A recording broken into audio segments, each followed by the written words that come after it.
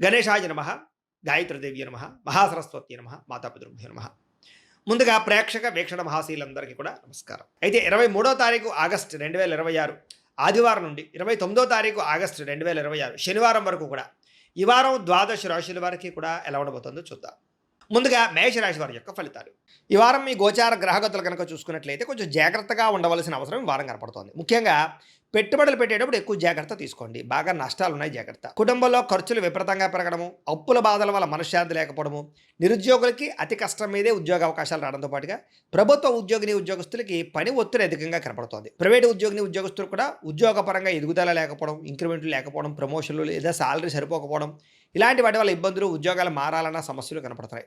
Court వివాదాలు కానీ లేదా సమస్యలు ఎదుర్కోవడం కానీ కనపడుతుంది. పోలీస్ కేసులకు దూరంగా ఉండండి. కుటుంబ కలహాలకి, అన్నదమ్ములతో అక్క చెల్లెలతో వివాదాలకి, ఆస్తి వివాదాలకి దూరంగా ఉండాలి. శారీరక వ్యామోహాలు, కోరికలు పెరిగిపోవడం వల్ల ఇతరులతో తప్పు చేసే అవకాశం కనపడుతుంది. కాబట్టి కోరికలని అదుపులో పెట్టుకోండి. చిన్న చిన్న అనారోగ్య సమస్యల వల్ల అనారోగ్య సమస్యలు పెరుగుతున్నాయి. ఇతర దేశాల్లో ఉండే భారతీయులందరూ కూడా ఉద్యోగపరంగా సమస్యలు, ఆర్థిక ఇబ్బందులు కనపడుతున్నాయి. ముఖ్యంగా నరఘోష అధికంగా కనపడుతోంది, జాగ్రత్త. మిత్రులతో వివాదాలు కనపడుతూ ఉన్నాయి. క్రయ విక్రయాల్లో నష్టాలు కనపడుతూ ఉన్నాయి. కాబట్టి ఏదైనా వస్తువులు అమ్మేటప్పుడు, స్థలాలు, పొలాలు, గృహాలు అమ్మేటప్పుడు, కొనేటప్పుడు జాగ్రత్తగా ఉండండి. వచ్చిన ఆదాయం అంతా ఖర్చు అయిపోయేలాగే కనపడుతుంది వారం అంతా కూడాను. ఆరోగ్యపరంగా కూడా ఇబ్బందులు బాగా పెరుగుతున్నాయి.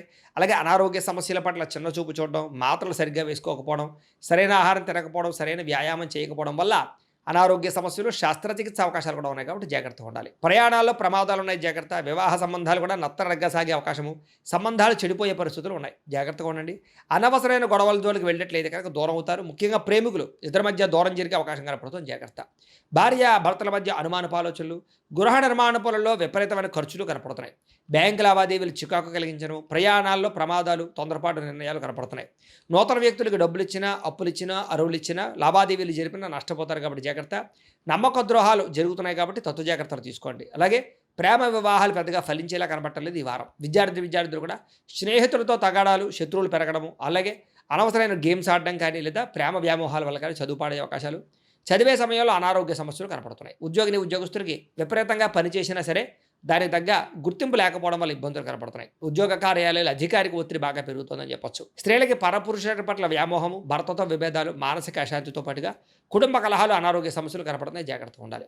వ్యాపారస్తులకి తప్పుడు మార్గంలో డబ్బులు సంపాదించే వాళ్ళందరికీ నష్టాలు ఉన్నాయి. పెట్టుబడులు తగ్గ లాభాలు లేక ఇబ్బందులు, వ్యాపారాలు పొరపాట్లు చేసే అవకాశాలు ఉన్నాయి. కాబట్టి ఈ వారం తత్వ జాగ్రత్తలు తీసుకోవాల్సిందిగా ఈ రాశి వారికి తెలియజేస్తూ, అయితే ప్రేక్షకులకి ముఖ్యంగా మనకి ఏమిటయ్యా అన్నట్లయితే కనుక ఇప్పటిదాకా మేము చెప్పినటువంటి ఈ ఫలితాలన్నీ కూడా గోచార ఫలితాలు. అంటే ఈ రాశిలో ఉండేటటువంటి కోటాను కోట్ల మంది అందరికీ వర్తిస్తాయి. కాబట్టి ఆ రకంగా వినే ప్రయత్నాన్ని చేయండి. ఒకవేళ మీ పర్సనల్ జాతకం అంటే మీకు ఒక్కరికి ఎలా ఉందో తెలుసుకోవాలి అన్నా, లేదా ఏదైనా సమస్యలతో ఇబ్బంది పడుతూ ఉన్నా, దానికి మీ date of birth, time, place of birth, మీ పేరు వాట్సాప్ నెంబర్కి మెసేజ్ పెట్టినా లేదా మాకు ఫోన్ చేసినా కూడా మీ జాతకం ఎలా ఉందో చూసి చెప్పే ప్రయత్నాన్ని చేస్తాము. లేదా ఏదైనా సమస్యలతో ఇబ్బంది పడుతూ ఉంటే కనుక వాటికి పరిహారాలు చెప్పడం కానీ, లేదా పరిహారాలని మా పీఠంలో ఉండే బ్రాహ్మణుల ద్వారా ఈ రకంగా జపాలు అని, ఈ రకంగా హోమాలు, ఈ రకంగా మండపారాధనలు, ఈ రకంగా అభిషేకాలు నిర్వర్తింపచేసి వీటికి సంబంధించినటువంటి ప్రసాదాన్ని మీకు కొరియర్ ద్వారా పంపించే ప్రయత్నం చేస్తాం. లేదా మీరు స్వయంగా వచ్చి పాల్గొన్నా కూడా మీ చేతి కార్యక్రమాలు కూడా నిర్వర్తింపజేసే ప్రయత్నం చేస్తాము అని తెలియజేస్తూ, అలాగే మీలో ఎవరికైనా సరే పూర్తి జాతకం ఈ రకంగా పుస్తకం రూపంలో కావాలన్నట్లయితే కనుక దానికి కూడా మీ date of birth, time, place of birth, మీ పేరు మా వాట్సాప్ నెంబర్కి మెసేజ్ పెట్టినా లేదా మాకు ఫోన్ చేసినా కూడా మీ జాతకాన్ని మీ రకంగా రాసి ఇలా కంప్యూటర్లో డీటీపీ చేయించి ఈ రకంగా పుస్తకం రూపంలో బైండింగ్ చేయించి ఈ పుస్తకాన్ని మీకు కొరియర్ ద్వారా పంపించే ప్రయత్నం చేస్తాం. ఇందులో మీ పూర్తి జాతకం అంతా కొంత రాసి ఉంటుంది, చక్కగా చదువుకోవచ్చు. ఇది మీకు జీవితాంతం ఉపయోగపడుతుంది. కాబట్టి మీరు ఎవరికైనా సరే ఇలా పూర్తి జాతకం పుస్తకం రూపంలో కావాలన్నా కూడా మమ్మల్ని సంప్రదించవచ్చు అని తెలియజేస్తూ, అలాగే ఇంట్లో డబ్బు నిలబడకపోవడము, ఆర్థిక ఇబ్బందులు, రుణ బాధలు, వ్యాపారాలు సరిగ్గా సాగకపోవడము, ఇలాంటి సమస్యలతో ఇబ్బంది పడుతూ ఉంటే కనుక అలాంటి దానికి ఇలాంటి ధన జన వశీకరణ యంత్రము అని ఉంటుంది.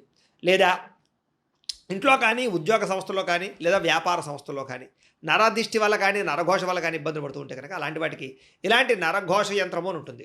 లేదా ఇంట్లో మనశ్శాంతి లేకపోవడము, నిద్ర పట్టకపోవడము, పీడకలలు రావడము, కుటుంబ కలహాలు, లేదా కోర్టు వివాదాలు, పోలీస్ కేసులు, శత్రువులు పడదా, లేదా ఎవరో ప్రయోగం చేసేసిన అనుమానాలు రావడము, ఇలాంటి వాటితో సమస్యలతో ఇబ్బంది పడుతూ ఉంటే కనుక అలాంటి వాటికి ఇలాంటి శూలిని దుర్గా యంత్రం అని ఉంటుంది. కాబట్టి ఈ యంత్రాల్లో ఏ యంత్రం కావాల్సినా సరే మీరు మాకు గోత్రాలు, పేర్లు తెలియజేసినట్లయితే మీకు కావలసినటువంటి యంత్రానికి జపాలు, పూజలు, హోమాలు నిర్వర్తింపచేసి మీకు కావలసిన యంత్రాన్ని మీకు కొరియర్ ద్వారా పంపించే ప్రయత్నం చేస్తాం. కాబట్టి యంత్రాలు ఏ యంత్రం కావాలో మమ్మల్ని సంప్రదించవచ్చు అని తెలియజేస్తూ, అలాగే ఇప్పటిదాకా మేము చెప్పినటువంటి ఈ ఫలితాలన్నీ కూడా మీకు దగ్గరగా వచ్చే లేదా అనే విషయాన్ని కామెంట్ రూపంలో పెట్టండి. అలాగే ఈ వీడియో కనుక మీకు నచ్చినట్లయితే కాస్త ఖచ్చితంగా లైక్ చేయండి, అందరికీ షేర్ చేయండి.